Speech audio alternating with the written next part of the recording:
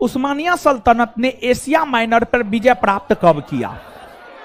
देखिए, वही जो यूरोप और भारत के बीच व्यापार करने का जो मार्ग था वो एशिया माइनर था, एशिया माइनर था। तो उस्मानिया सल्तनत ने एशिया माइनर पर कब्जा किया वर्ष 1453, वर्ष 1453। तो उस्मानिया सल्तनत ने एशिया माइनर पर विजय कब प्राप्त किया? 1453। कुस्तुनतुनिया पर 1453 ईस्वी में किसने अधिकार किया था? अधिकार किया था उस्मानिया तुर्कों ने, उस्मानिया तुर्कों ने।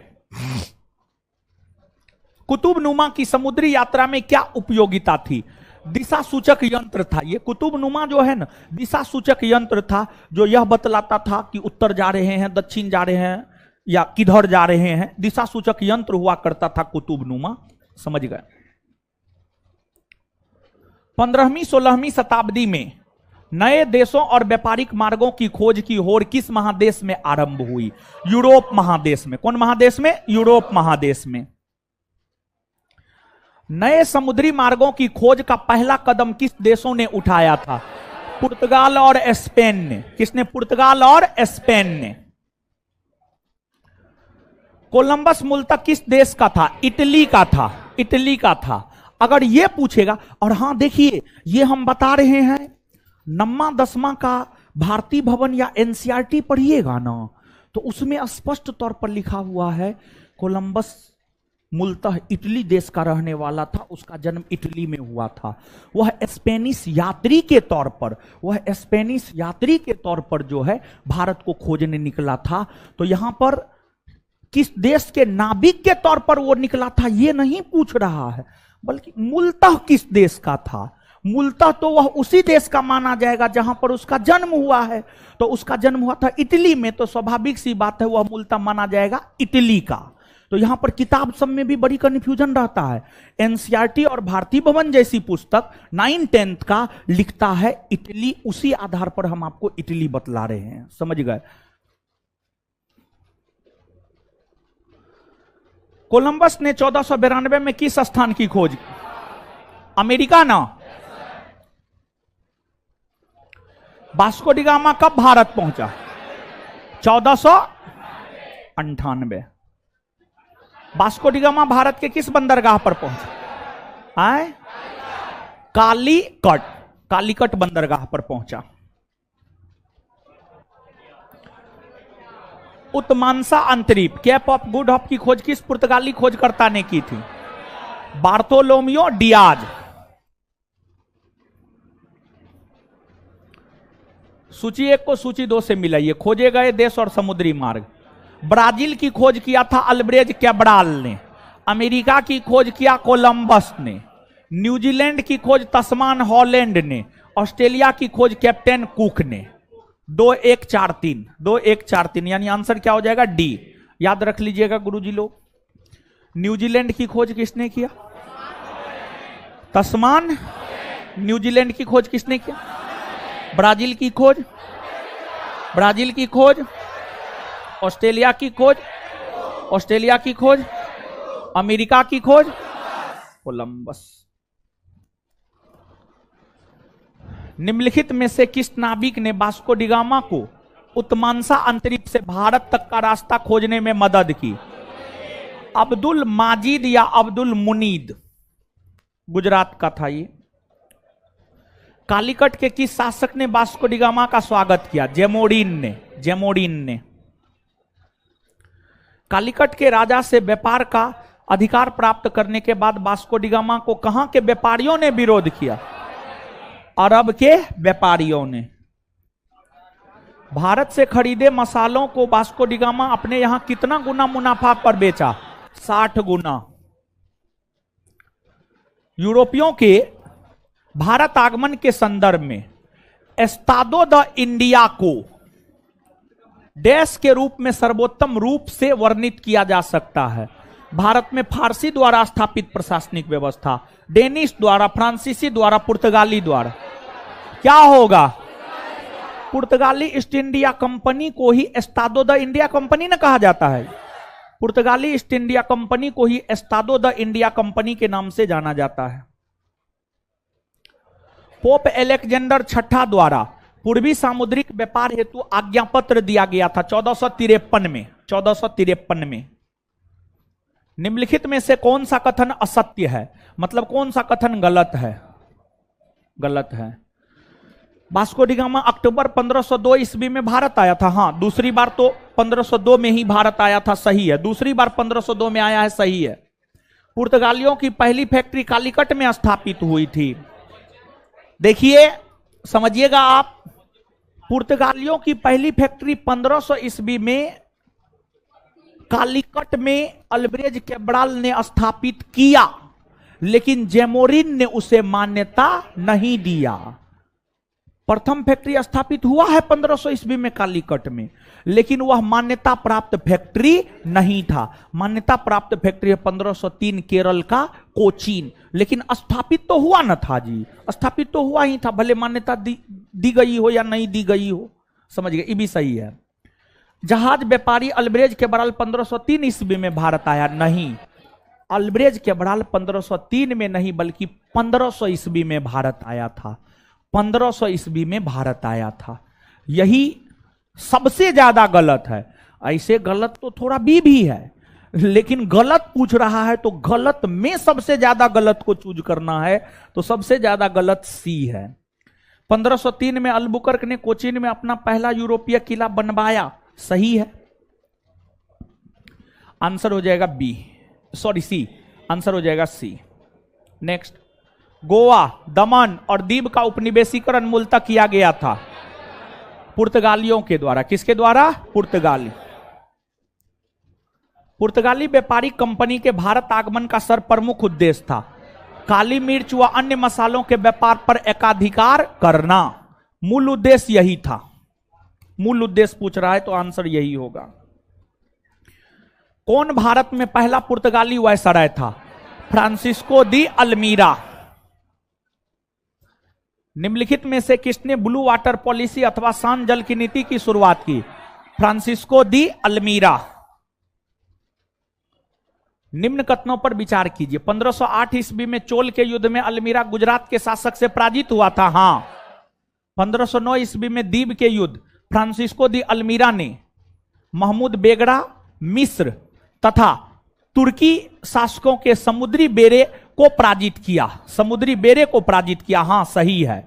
चोल के युद्ध में अल्मीरा पराजित हुआ और दीव के युद्ध में महमूद बेगड़ा, मिस्र के शासक, तुर्की के शासक के समुद्री बेड़े को पराजित किया। यहां पर में के जगह को कर लीजिएगा, ठीक है। दोनों सही है, आंसर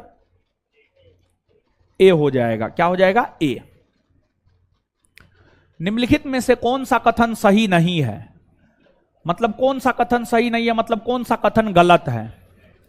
अल्बुकर्क ने ब्लू वाटर पॉलिसी को बंद करवा दिया, ये तो सही है।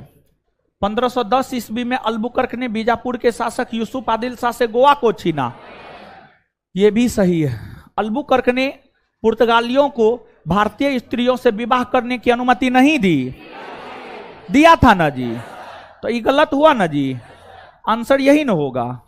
हाँ, अल्बुकर्क ने गोवा में सती प्रथा को प्रतिबंधित किया था। हाँ किया था, इसी कारण तो अल्बुकर्क को भारत में राजा राम मोहन राय का पूर्वगामी कहा जाता है। Answer C. नेक्स्ट, पुर्तगालियों को भटकल में दुर्ग बनाने की इजाजत किसने दी? पुर्तगालियों को भटकल में दुर्ग बनाने की इजाजत कृष्णदेव राय ने दिया था। कृष्णदेव राय ने दिया था, कृष्णदेव राय। मिलान करे क्षेत्र और आधिपत्य, यानी पुर्तगालियों ने मलक्का द्वीप पर कब्जा कब किया, गोवा पर कब्जा कब किया, द्वीप पर कब्जा कब किया और हारमूज पर कब्जा कब किया, यह चीज है। पुर्तगालियों ने इन तमाम क्षेत्रों पर कब्जा किया था। तो पुर्तगालियों ने मलक्का द्वीप पर कब्जा किया था 1511 ईस्वी में, गोवा पर कब्जा किया 1510 ईस्वी में, द्वीप पर कब्जा किया 1535 ईस्वी में और हारमूज पर कब्जा किया 1515 ईस्वी में। तो आंसर 3, 2, 1, 4, आंसर बी। 1530 ईस्वी में कोचीन की जगह गोवा को पुर्तगालियों की राजधानी किसने बनाया? नीनो दी कुन्हा। नीनो दी कुन्हा। सेंट थोमे तथा हुगली में पुर्तगाली बस्ती किस वायसराय ने बसाई थी? नीनो दी कुन्हा। नीनो दी कुन्हा ने गुजरात के शासक बहादुर शाह की हत्या कर किस वर्ष बसीन पर आधिपत्य कर लिया था 1535 में? पुर्तगालियों द्वारा प्रारंभ कार्टेज आर्मेडा पद्धति क्या थी? सामुद्रिक मार्गों पर सुरक्षा, कर वसूलने की व्यवस्था।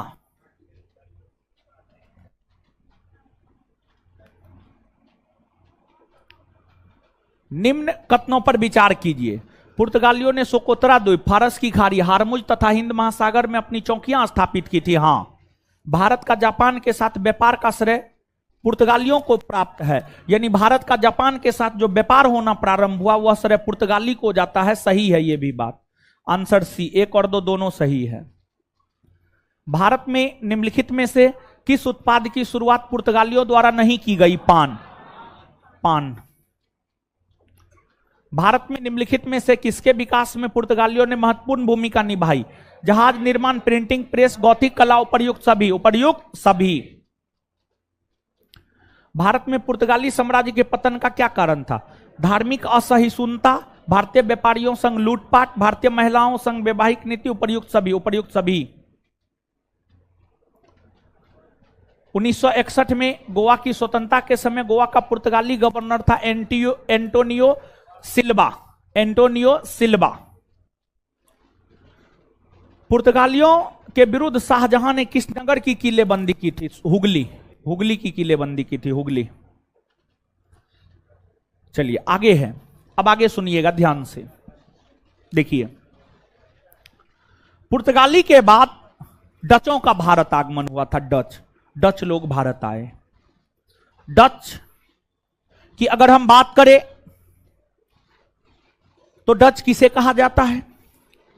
नीदरलैंड या हॉलैंड। नीदरलैंड, जैसे भारत अपना देश है ना जी, भारत को भारत कहा जाता है, हिंदुस्तान कहा जाता है, इंडिया कहा जाता है, समझ गए, आर्यावर्त कहा जाता है, जम्बू द्वीप कहा जाता है, इन सभी नामों से भारत को जाना जाता है। उसी प्रकार से नीदरलैंड कहिए, हॉलैंड कहिए, बात बराबर है।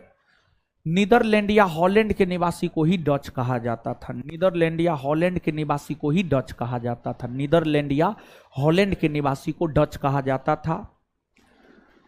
जब पुर्तगाली लोग भारत आया, भारत में व्यापार किया और उसे काफी ज्यादा व्यापारिक लाभ प्राप्त हुआ, तो यूरोप महादेश के अन्य देशों का नजर इस पर पड़ा और यूरोप महादेश के अन्य देश जैसे नीदरलैंड या हॉलैंड हो गए, इंग्लैंड हो गए, डेनमार्क हो गए, फ्रांस हो गए, इन सभी देशों का नजर पड़ा। तत्पश्चात इन सभी देशों ने यह तय किया कि उसे भी अपने देश में कंपनी की स्थापना करना है, व्यापारिक कंपनी की स्थापना करना है और वह व्यापारी कंपनी व्यापार करने के लिए भारत तथा पूर्वी एशियाई देश जाएंगी। देखिए, ऐसा नहीं है कि यूरोपीय कंपनियों का आगमन सिर्फ भारत में ही हुआ, नहीं। यूरोपीय कंपनियों का आगमन मूल तौर पर तो भारत में हुआ ही, भारत के साथ साथ यूरोपीय है। उधर काहे बैठे हुए हैं आप? एकदम साइड में बेचारी बैठी हुई है, अकेले बैठी हुई है। एकदम खुश रहिए, मस्त रहिए, समझ गए? कुछ है जी, कुछ है? कुछ नहीं है। अब पढ़ते हैं ना, पढ़ते हैं कि नहीं पढ़ते हैं? आप मन से पढ़ते हैं ना? जितना पढ़ाते घर पे रिवीजन करते हैं? पक्का? हाँ, चलिए ठीक है। अब आगे सुनिएगा, क्या बोल रहे थे? हाँ,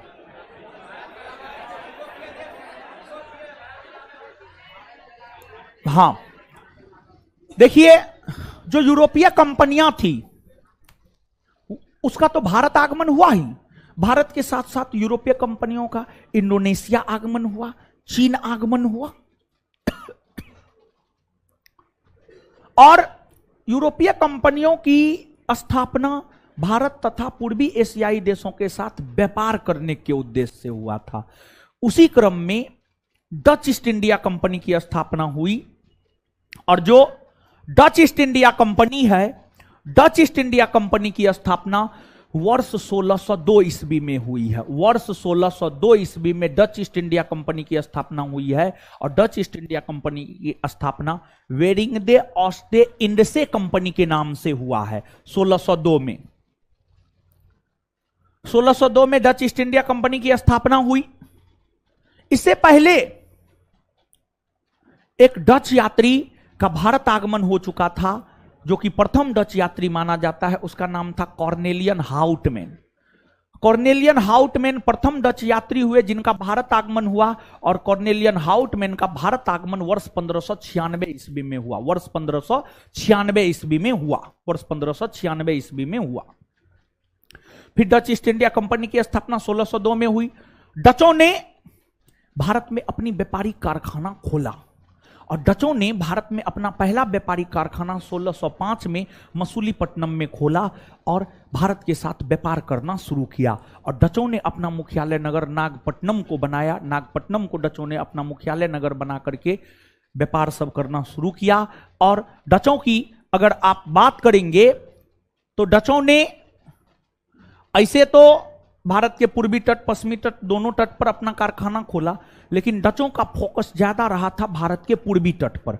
भारत के पूर्वी तट पर डचों का ज्यादा फोकस रहा था और डचों के लिए ज्यादा महत्व का इंडोनेशिया था। डचों के लिए ज्यादा महत्व का देश इंडोनेशिया था। डच भी जो भारत आया था मसालों का व्यापार करने के लिए ही आया था, लेकिन डचों ने देखा भारत में तो मसालों का व्यापार पुर्तगाली कर रहा है, तो इसलिए डच जो है ना, जैसे केरल मसालों के लिए प्रसिद्ध है, इंडोनेशिया भी मसालों के लिए हमेशा से प्रसिद्ध रहा है। तो डचों ने इंडोनेशिया को अपने व्यापार का केंद्र बिंदु बनाया। इंडोनेशिया को अपने व्यापार का केंद्र बिंदु बनाया और इंडोनेशिया के साथ मसालों का व्यापार डचों ने किया। और डचों को यह श्रेय जाता है, भारतीय वस्त्र, भारत के वस्त्र को निर्यात का वस्तु बनाने का श्रेय डचों को ही जाता है। भारत के वस्त्र को निर्यात का वस्तु बनाने का श्रेय किसे जाता है? डच को जाता है। किसे जाता है? डच को। डच को जाता है। और डच लोग भी या डच कंपनी भी भारत में सफल नहीं हो पाई। डच कंपनी की अगर आप बात करेंगे तो डच कंपनी भारत में सफल नहीं हो पाई है। डच कंपनी भारत में सफल नहीं हो पाई है। नहीं हो पाई है। डच कंपनी भारत में सफल नहीं हो पाई है। नहीं हो पाई है। डचों का ब्रिटिश ईस्ट इंडिया कंपनी के साथ युद्ध हुआ है। डचों का पतन बंगाल में हुए बेदरा के युद्ध से हुआ है। बेदरा का युद्ध, बेदरा का युद्ध 1759 ईस्वी में 1759 1759 ईस्वी में डचों का पतन बेदरा के युद्ध से हुआ है। और जो बेदरा का युद्ध है वह युद्ध डच ईस्ट इंडिया कंपनी और ब्रिटिश ईस्ट इंडिया कंपनी के बीच हुआ है। डच ईस्ट इंडिया कंपनी और ब्रिटिश ईस्ट इंडिया कंपनी के बीच हुआ है। यहां पर एक सलाह देना चाहेंगे। यहां पर यह सलाह हम आपको देना चाहते हैं कि देखिए, इतिहास में युद्ध साहित्य, युद्ध और साहित्य, ये दो चीज पर जरूर फोकस करना है। युद्ध और साहित्य, ये दो चीज पर जरूर फोकस करना है। युद्ध और साहित्य, ये दो चीज पर जरूर फोकस करना है। और आप चौथे बैच वाले हैं, इससे पहले 3 बैच पढ़ाए हैं, तीनों बैच में सिलेबस कंप्लीट है, करेंट पढ़ा रहे हैं, जैसा कि आप सब लोग जानते हैं। उस बैच में हिस्ट्री रिवीजन करवा रहे हैं और उस रिवीजन क्लास में कल विश्व युद्ध और साहित्य इसलिए नहीं पढ़ाए क्योंकि आपके बैच में वो फ्री नहीं कर पाए थे। हम आपके बैच में लाइव था वो, लेकिन फ्री नहीं था। तो जो ऑनलाइन क्लास लिए हैं इस बैच को वो तो कर पा रहे होंगे, लेकिन जो ऑफलाइन लिए हैं वो नहीं कर पा रहे होंगे। खड़ा हो। बिहार दरोगा 4th batch, 1 to 3rd batch में क्या है जानते हो? 1 to 3rd बैच में हर बच्चा को ऑनलाइन ऑफलाइन दोनों एक्सेस दिए हुए हैं, लेकिन आपके बैच में टाइम ही नहीं ना मिला। टाइम मिलता तभी न दे पाते। अब ऑनलाइन एक्सेस देने का प्रयास भी अगर हम करेंगे, उसमें खर्च भी होगा, तो खर्च बहुत मायने नहीं रखता है, लेकिन उसमें किसी को 1 सप्ताह बाद मिलेगा, किसी को 10 दिन बाद, अभी टाइम है नहीं। 4th बैच में करेंट और रिवीजन क्लास दोनों फ्री बोल दीजिएगा कर देगा, 4th बैच में, सिर्फ 4th बैच में। इस बात को याद रख लीजिएगा, बोल दीजिएगा जो रहता है 4th बैच में, ताकि ऑफलाइन वाला लड़का भी रिवीजन कर सके, ठीक है। और आज होगा तो विश्व साहित्य और युद्ध पढ़ाएंगे रिवीजन बैच में, हिस्ट्री रिवीजन करवा देंगे और हो सकता है आज करवाएंगे। विश्व साहित्य और विश्व इतिहास के साहित्य और विश्व युद्ध से प्रश्न आपके बिहार दरोगा परीक्षा में पूछे जाते हैं। बहुत ज्यादा उसमें कुछ नहीं है, मुश्किल से 20 से 25 विश्व इतिहास के महत्वपूर्ण साहित्य है और 20 से 25 युद्ध है। अगर आना होगा तो वहीं से आएगा, फंस जाएगा, नहीं आना होगा तो कोई उपाय नहीं है, समझ गए। तो इतिहास पढ़ते वक्त बिहार दरोगा परीक्षा के दृष्टिकोण से दो चीज पे ज्यादा फोकस करना है आपको। एक आपको विश्व साहित्य, एक आपको साहित्य और दूसरा युद्ध। इसलिए आप देखते होंगे युद्ध पे हम थोड़ा ज्यादा जोर देते होंगे, समझ गए। क्लियर हुआ जी कुछ? तो डचों का पतन बेदरा के युद्ध से हुआ है। बेदरा का युद्ध 1759 में हुआ है और बेदरा का युद्ध डच ईस्ट इंडिया कंपनी और ब्रिटिश ईस्ट इंडिया कंपनी के बीच हुआ है। इस युद्ध में ब्रिटिशों ने डच ईस्ट इंडिया कंपनी को पराजित करने का काम किया। अब आइए क्वेश्चन देखते हैं। 1596 ईस्वी में भारत आने वाला पहला डच नागरिक कौन था? Cornelian Houtman.